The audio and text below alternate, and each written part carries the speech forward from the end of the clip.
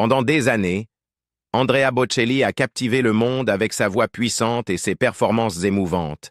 Mais il y a toujours eu un sentiment qu'un élément restait inavoué.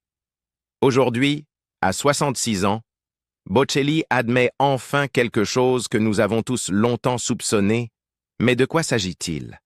De ses luttes contre la cécité dans son enfance au moment où une rencontre fortuite avec Luciano Pavarotti a changé sa vie à jamais, le parcours de Bocelli a été jalonné de triomphes et de douleurs. Il chantait pour payer ses études de droit, a enduré de vives critiques de la part de spécialistes et a même chanté pour le pape Jean-Paul II, le jour même où il a perdu son père. Mais malgré son incroyable succès, une douleur persistante demeure, une vérité qui le hante depuis des années.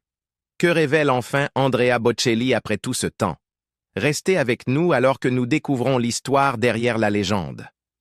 La famille Bocelli vivait à Lajatico, une petite ville rurale paisible de Toscane, non loin de Pise. Le père d'Andrea gagnait sa vie en vendant du matériel agricole et en produisant du vin, tandis que sa mère s'occupait du foyer. Mais pendant sa grossesse, un problème de santé inattendu a surgi.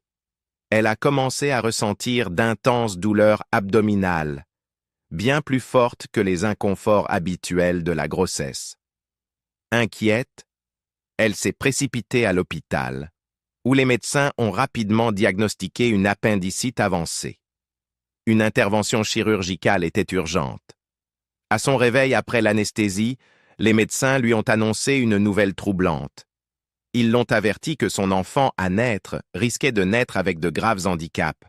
Sans le dire explicitement, leur message était clair. L'interruption de grossesse était une option envisageable. Mais la mère d'Andrea n'a jamais hésité. Elle a refusé d'y songer ne serait-ce qu'une seconde. Et ainsi, le 22 septembre 1958, Andrea Bocelli est venu au monde. Dès sa naissance, il a dû faire face à des défis. Un glaucome congénital l'a laissé avec une déficience visuelle importante. Malgré cela, la musique l'a attiré dès son plus jeune âge. Lors de l'un de ses nombreux séjours à l'hôpital pendant son enfance, Andrea a vécu une expérience qui allait façonner son destin. Depuis un lit voisin, il a entendu une voix comme il n'en avait jamais imaginé, si puissante, si émouvante, qu'elle semblait presque surnaturelle. Il s'est tourné vers sa mère, émerveillé. « Quel est ce son ?» a-t-il demandé. « Comment est-il possible de chanter comme ça ?» C'était un enregistrement du légendaire ténor Franco Corelli, un artiste qui, des années plus tard, jouerait un rôle clé dans la vie d'Andrea. Oriana, la femme au grand cœur qui travaillait chez les Bocelli, n'était pas seulement une cuisinière exceptionnelle, elle fut aussi l'une des premières sources de réconfort et d'encouragement d'Andrea. Elle éprouvait une affection particulière pour ce garçon à la vue défaillante, admirant son esprit joyeux et sa détermination à surmonter tous les obstacles. Connaissant son amour profond pour la musique, elle lui a offert un cadeau spécial. Son premier disque, mettant en vedette la voix de Franco Corelli, le même ténor qu'il avait entendu à l'hôpital, celui qui deviendrait plus tard son mentor. La passion d'Andrea pour la musique n'a fait que grandir à partir de là. Il a appris à jouer de plusieurs instruments, dont le piano, la guitare, la flûte, le saxophone, la trompette et même la batterie. La musique est devenue son refuge, son échappatoire. Mais il avait aussi une autre passion, l'équitation. Ses après-midi étaient consacrés à chanter sur les disques qu'il recevait en cadeau, sa voix s'élevant avec les mélodies diffusées à la radio.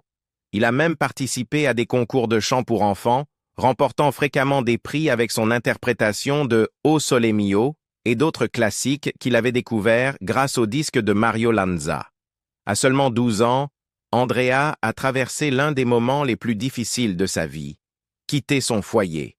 Il a été envoyé dans une école spécialisée pour enfants malvoyants où il apprendrait le braille et des compétences essentielles à la vie quotidienne. Mais son foyer se trouvait à 300 kilomètres de là et la séparation d'avec sa famille fut déchirante. Les nuits dans le vaste dortoir, entouré de 64 autres enfants, étaient empreintes de solitude et d'incertitude. Des années plus tard, il confiera que, malgré tous ses succès professionnels et ses performances grandioses, rien ne pourrait jamais égaler la joie pure qu'il ressentait à chaque retour chez lui. Quelques mois plus tard, alors qu'il pratiquait un sport, Andrea a été frappé à l'œil par un ballon. Au début, les médecins ont cru à une simple frayeur, mais des examens approfondis ont révélé quelque chose de bien plus grave. Il avait subi une petite hémorragie cérébrale et l'impact lui avait fait perdre définitivement la vue. Dès cet instant, le monde autour de lui est devenu complètement obscur. Lors de la première de son documentaire Because I Believe au Festival international du film de Toronto, Andrea Bocelli, qui s'est produit à la fois au Festival de Viña del Mar 2024 et aux Oscars, a fait une révélation profondément personnelle sur l'accident qui l'a rendu aveugle. « J'ai souffert du trac pendant de nombreuses années », admet la légende de l'opéra, aujourd'hui âgée de 66 ans dans le film. Une forme de peur indescriptible, une anxiété incontrôlable, des palpitations incessantes, même sur scène. Cela durait tout le concert, jusqu'à la dernière note. Cela arrivait parce que ma technique n'était pas parfaite. Le documentaire, qui retrace l'ascension de Bocelli vers la célébrité mondiale à travers des interviews rares et des archives, met également en lumière son enfance et l'événement qui a bouleversé sa vie. Enfant, j'étais considéré comme extrêmement myope. Je pouvais voir, mais uniquement de près, se souvient Bocelli. À 12 ans, alors qu'il était pensionnaire, Bocelli jouait souvent au football. Un jour, on lui a soudainement attribué le poste de gardien de but. « Je ne sais pas pourquoi, car je n'avais jamais été gardien auparavant », confie-t-il. Et clairement, ce fut la première et la dernière fois de toute ma vie. Puis vint l'instant qui changea tout. Le ballon m'a frappé en plein visage et, sous l'effet du choc, j'ai eu une hémorragie. La suite appartient à l'histoire, dit-il. Ce fut le pire moment de ma vie. Dans le film, son frère déclare avec gravité. C'est à ce moment-là que l'obscurité est tombée. Mais la mère d'Andrea, dans une interview plus ancienne, offrait une perspective différente. Elle n'a jamais permis que la pitié définisse la vie de son fils. Andrea, avant tout, n'a jamais accepté la moindre forme de pitié. Il disait toujours « Pourquoi avoir pitié ?» Nous l'avons élevé avec ses principes, avec courage, avec beaucoup de courage. Déterminé à ne pas laisser sa cécité l'arrêter, Andrea a étudié sous la direction du grand Franco Corelli, le chanteur qu'il admirait depuis l'enfance et dont Oriana lui avait offert le premier disque. Sous sa tutelle, il a perfectionné sa technique et développé une éthique de travail rigoureuse. Son maître ne le ménageait pas. Il lui faisait comprendre que le monde professionnel ne ferait aucune exception pour lui. S'il voulait réussir, tout dépendrait de lui. Sa discipline, son engagement et sa volonté de se surpasser chaque jour. Plus que tout, Corelli lui a appris que la technique seule ne suffisait pas. Le véritable art résidait dans l'émotion transmise à chaque performance. Dès son plus jeune âge, Andrea Bocelli vouait une passion profonde au chant. Sa première performance eut lieu dans un petit village près de chez lui, et à seulement 14 ans, il remporta son premier concours de chant, le Margherita d'Oro à Viareggio, avec O Sole Mio. Après avoir terminé ses études secondaires en 1980, Bocelli poursuivit des études de droit à l'université de Pise. Pour subvenir à ses besoins, il jouait du piano dans les bars le soir, et c'est ainsi qu'en 1987, il rencontra sa future épouse, Enrica. Il finit par obtenir son diplôme de droit et travailla 1 an comme avocat commis d'office. Sa vie changea en 1992, lorsque la star du rock italien Zucchero cherchait un ténor pour enregistrer une démo de sa chanson Miserere, qu'il prévoyait d'envoyer à Luciano Pavarotti. En entendant la voix de Bocelli, Pavarotti fut tellement impressionné qu'il exhorta Zucchero à le garder comme interprète. Finalement, les deux artistes enregistrèrent la chanson ensemble et elle devint un succès à travers l'Europe. L'année suivante, Bocelli rejoignit Zucchero lors de sa tournée européenne où il chanta non seulement leur duo, mais se vit également accorder des prestations en solo, interprétant Nessun dorma de Turandot de Puccini. Cette même année, lors d'une fête d'anniversaire organisée pour Zucchero, la performance de Bocelli sur Miserere et Nessun Dorma attira l'attention de Caterina Caselli, qui s'empressa de le signer sous le label Sugar Music. En décembre 1993, il participa à la phase préliminaire du Festival de Sanremo dans la catégorie Giovanni, interprétant Miserere. Il remporta la compétition avec le score le plus élevé jamais enregistré dans la section des nouveaux talents. Quelques jours plus tard, le 28 décembre, il fit ses débuts dans la musique classique au Teatro Romolo Valli à Reggio d'Émilie. L'élan se poursuivit en février 1994 lorsque Bocelli concourut dans la section principale du Festival de Sanremo avec Il mare calmo della sera. Une fois de plus, il remporta la catégorie des nouveaux talents avec un score record. Sa victoire mena à la sortie, en avril, de son premier album du même nom, qui entra rapidement dans le top 10 italien et fut certifié disque de platine en quelques semaines. En mai, il partit en tournée avec la chanteuse pop Gerardina Trovato. En septembre, il se produisit au gala annuel Pavarotti and Friends à Modène, où il interpréta Mattinata de Ruggiero Leoncavallo, ainsi qu'un duo avec Pavarotti sur Notte e Piscatore de Maurizio Morante. Ce même mois, il fit ses débuts à l'opéra dans le rôle de Macduff dans Macbeth de Verdi au Teatro Verdi de Pise. Bien que Bocelli ait été auparavant agnostique, son engagement croissant envers les œuvres de Léon Tolstoï le ramena vers la foi catholique aux alentours de 1994. Après sa victoire dans la section Nouveaux Talents du Festival de Sanremo en 1994, Andrea Bocelli fut invité à revenir l'année suivante. Cette fois, il participa à la compétition principale avec Conte Partiro et termina à la 4e place. La chanson fut ensuite incluse dans son deuxième album, Bocelli, produit par Mauro Malavasi et sorti en novembre 1995. En Belgique, Conte Partiro devient le single le plus vendu de tous les temps. En 1996, Bocelli sortit son troisième album, Viaggio Italiano, en Italie. Cette même année, la soprano anglaise Sarah Brightman l'entendit chanter Conte Partiro alors qu'elle dînait dans un restaurant. Subjuguée par sa voix, elle l'approcha pour une collaboration. Ils réenregistrèrent la chanson en duo, modifiant les paroles du titre en Time to Say Goodbye et la présentèrent en hommage d'adieu au boxeur allemand Henry Maske. Le single entra directement à la première place des classements allemands, où il resta pendant 14 semaines, s'écoulant à près de 3 millions d'exemplaires et obtenant une certification sextuple platine. Il devint le single le plus vendu de l'histoire en Allemagne, dépassant le précédent record de plus d'1 million d'exemplaires. Le succès international de Bocelli s'est poursuivi alors qu'il atteignait le sommet du classement des singles espagnols avec Vivo por ella, un duo avec Marta Sanchez. La version espagnole était une adaptation de Vivo per lei, qu'il avait initialement enregistré avec Georgia pour son album de compilation de 1997, Romanza. Il a également enregistré une version portugaise de la chanson avec la chanteuse brésilienne Sandy.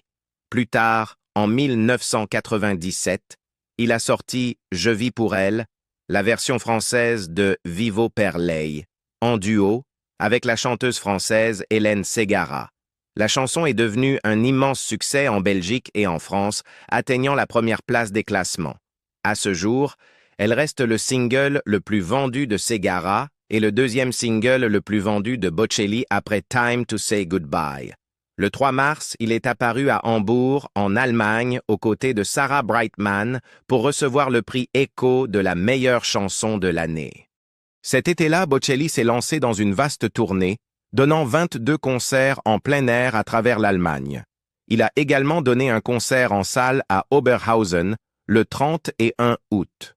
En septembre, il a offert une performance spéciale sur la Piazza dei Cavalieri à Pise pour la vidéo A Night in Tuscany, Una notte nella Toscana, avec des apparitions de Nuccia Fossil, Sarah Brightman et Zucchero. Ce concert a marqué sa toute première diffusion sur PBS, aux États-Unis dans le cadre de la série In the Spotlight, introduisant ainsi Bocelli au public américain. Le 14 septembre, il a reçu à Munich le prix Echo Classique du meilleur vendeur de l'année pour Viaggio Italiano. Plus tard ce mois-ci, le 27 septembre, il s'est produit à Bologne lors du Congrès Eucharistique International. Le 19 octobre, il a participé au concert caritatif Tel Food au Vatican, aidant à sensibiliser le public à la faim dans le monde. Quelques jours plus tard, le 25 octobre, il a été honoré d'un prix Bambi dans la catégorie classique, à Cologne, en Allemagne. Lorsque Zucchero recherchait un ténor pour enregistrer une démo d'une chanson qu'il avait écrite et qu'il espérait présenter au légendaire Luciano Pavarotti, quelqu'un lui a recommandé Andrea Bocelli. Bocelli a enregistré la démo et lorsque Zucchero l'a fait écouter à Pavarotti, ce dernier lui a dit qu'il n'était pas nécessaire de chercher un autre chanteur.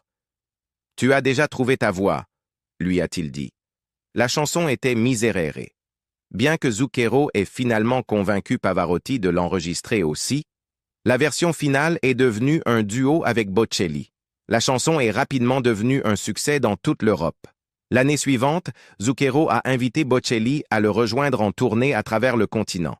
Chaque fois que Bocelli montait sur scène, la foule éclatait en applaudissements. Ses performances puissantes ont attiré l'attention d'un producteur de musique qui lui a rapidement proposé son premier contrat. Dès cet instant, sa carrière a décollé, et en peu de temps, avec seulement quelques albums, sa renommée s'est répandue dans le monde entier. Bocelli a ensuite chanté pour 3 papes, mais l'occasion la plus émouvante fut la première fois qu'il s'est produit devant Jean-Paul II. Ce n'était pas seulement un moment marquant, c'était profondément personnel. La veille de sa prestation, son père est décédé. Malgré son chagrin, sa mère l'a appelé pour l'encourager à poursuivre sa mission. La mort dans l'âme, Bocelli est monté sur scène et a chanté pour le pape et la foule rassemblée. Dès qu'il a quitté la scène, il s'est précipité chez lui pour être auprès de sa famille et faire ses adieux à son père. Homme de foi profonde, Bocelli a toujours embrassé sa spiritualité. Nous sommes ce que Dieu veut que nous soyons. Chacun de nous naît avec ses vertus et ses défauts. Rien n'arrive par hasard dans ce monde, a-t-il un jour déclaré, une réflexion évidente sur sa cécité. Lorsqu'on lui a demandé comment sa vie aurait pu être différente s'il avait pu voir, il a admis « Je me serais probablement quand même consacré à la musique, car c'est ma passion. Mais, sans aucun doute, tout aurait été moins douloureux, moins difficile. » Ses croyances ont également façonné ses prises de position sur les questions de société. Opposé à l'avortement, Bocelli partage souvent son lien personnel avec ce sujet. Lors de ses concerts, il a raconté comment des médecins avaient conseillé à sa mère d'interrompre sa grossesse, mais elle a choisi de le garder. C'est une histoire qu'il raconte avec conviction, renforçant sa croyance que la vie n'est pas une question de hasard, mais de volonté divine. Tout au long de sa carrière, Bocelli n'a pas seulement connu des succès et des ventes records. Les critiques de musique classique et d'opéra ont été impitoyables dans leurs évaluations, soulignant souvent ses lacunes techniques. Il a régulièrement reçu des critiques sévères, de nombreux experts remettant en question sa technique vocale. Après l'une de ses performances d'opéra, The New York Times a écrit « La couleur de sa voix est chaude et agréable, mais Bocelli manque de la technique nécessaire pour soutenir et projeter son son. Ses notes vacillent et les notes aiguës sont douloureusement faibles. Il a aussi un mauvais contrôle de sa respiration, ce qui l'amène à terminer ses phrases trop tôt. » Un autre critique du même journal, en examinant son enregistrement de la Bohème, a salué la production de l'album et l'ensemble musical, mais a été bien moins indulgent envers Bocelli lui-même. Sa voix a été soigneusement enregistrée pour tenter de s'aligner avec celle, formée, des autres membres de la distribution, qui ont de la présence et un son complet et puissant. Des critiques similaires sont apparues dans des magazines spécialisés et les rubriques culturelles des grands journaux du monde entier depuis plus de 30 ans. Il est possible que ces critiques aient raison. Après tout, leurs avis sont répandus et souvent concordants. Les puristes de l'opéra et les amateurs traditionnels partagent peut-être ces opinions. Mais Bocelli a accompli quelque chose que peu de ténors classiques ont réussi. Il a brisé les barrières qui séparent l'opéra du grand public. Il a touché des personnes qui ne s'imaginaient jamais écouter de la musique classique ou lyrique. Sa fusion entre l'opéra et la pop, sa voix chaleureuse et émotionnellement chargée, et bien sûr son histoire de vie inspirante, lui ont permis de conquérir des millions de fans. Contrairement à la plupart des chanteurs d'opéra, son nom est reconnu bien au-delà des cercles habituels de la musique classique. Son public le connaît, achète ses albums et remplit les salles de concert pour le voir chanter. Andrea Bocelli a battu tous les records de vente imaginables. Il détient le titre de l'album de musique classique le plus vendu par un artiste solo et de l'album d'opéra le plus vendu de tous les temps. En fait, il domine ces classements, occupant plusieurs des premières places. Bocelli est devenu un phénomène mondial, un phénomène qui ne s'explique ni par une analyse technique ni par la logique. Cela s'est simplement produit et le monde l'a adopté. Pourtant, malgré les concerts à guichets fermés, les performances lors de presque tous les grands événements et les ventes vertigineuses de près de 100 millions de disques, Bocelli a admis dans des interviews que cela ne lui suffisait pas. Une certaine amertume se lit sur son visage lorsque le sujet des critiques de musique classique est abordé. Le manque de reconnaissance de la part des spécialistes lui pèse encore. C'est une histoire bien connue. Un artiste atteint un succès commercial massif, mais aspire aux éloges qui confèrent un véritable prestige artistique. Sa vie et sa carrière ont fait l'objet de plusieurs documentaires, et son parcours a même été porté à l'écran dans un biopic réalisé par Michael Radford, surtout connu pour Le Facteur. Andrea Bocelli a passé des décennies à captiver des publics du monde entier, se produisant devant des membres de la royauté, des dignitaires et même des papes. Il a chanté pour la reine d'Angleterre, conquis les foules à travers l'Europe et l'Amérique, et lors de l'une de ses performances les plus poignantes, il a chanté pour le pape Jean-Paul II en 2000, le jour même où son père est décédé. Submergé par le chagrin, il a tenu bon, revenant plus tard sur ce moment en déclarant « C'était l'une de ces situations où il était essentiel de contenir mes émotions. » Ses réussites ne se limitent pas à la scène. Bocelli a reçu de nombreuses distinctions, dont un Golden Globe et plusieurs nominations aux Grammy Awards, consolidant ainsi sa place parmi les artistes de crossover les plus accomplis de tous les temps. Pourtant, malgré son impact indéniable, il a souvent été critiqué par les puristes de l'opéra, qui le considèrent davantage comme un chanteur de pop que comme un véritable artiste lyrique. Bocelli n'a pas été insensible à ces remarques, et bien qu'il les reconnaisse, il a aussi une réponse cinglante. Les gens trouvent parfois les capacités d'un autre extraordinaire parce qu'ils ne peuvent pas comprendre leur propre incapacité extraordinaire, a-t-il un jour rétorqué à ses détracteurs. Cependant, il reste fidèle à sa vision artistique. Pour lui, la musique ne se résume pas à des étiquettes ou des classifications rigides, elle est avant tout une question de connexion. L'important, c'est d'être convaincu d'avoir accompli quelque chose de significatif sur le plan artistique, a-t-il expliqué. L'objectif de la musique est d'atteindre le cœur des gens et de rendre l'âme humaine plus réceptive, plus fertile, pour que d'autres graines puissent germer. Les critiques pourront continuer à débattre de sa place dans le monde de l'opéra, mais pour Bocelli, sa mission a toujours été claire, émouvoir les gens à travers la musique. Et en cela, il a indéniablement réussi. La controverse autour de la collaboration entre Karol G et Andrea Bocelli continue. Récemment, le duo entre Andrea Bocelli et Karol G sur Vivo Porella a suscité un vif débat parmi les fans et les critiques. Cette collaboration, issue de l'album spécial Duets de Bocelli, a reçu des réactions mitigées.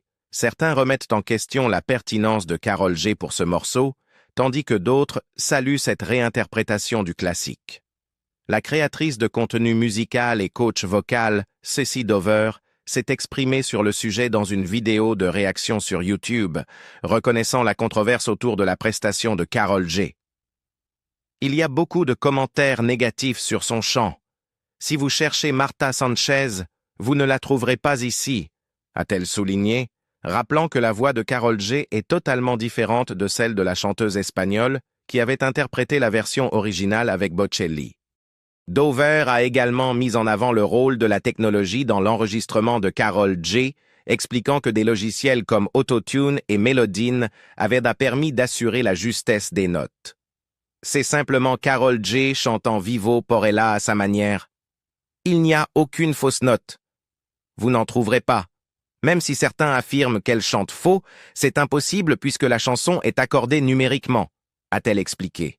Cependant, la coach vocale a également noté que la technique et l'approche vocale de Karol G ne transmettaient peut-être pas les mêmes émotions que la version originale. Elle a décrit la voix de la chanteuse colombienne comme étant naturellement petite, ce qui fait que, lorsque la chanson exige une montée en puissance et en passion, Karol G reste Karol G, et cela peut ne pas vous émouvoir de la même manière. Elle a aussi souligné que l'accordage numérique intensif pouvait avoir atténué la profondeur émotionnelle brute de la performance.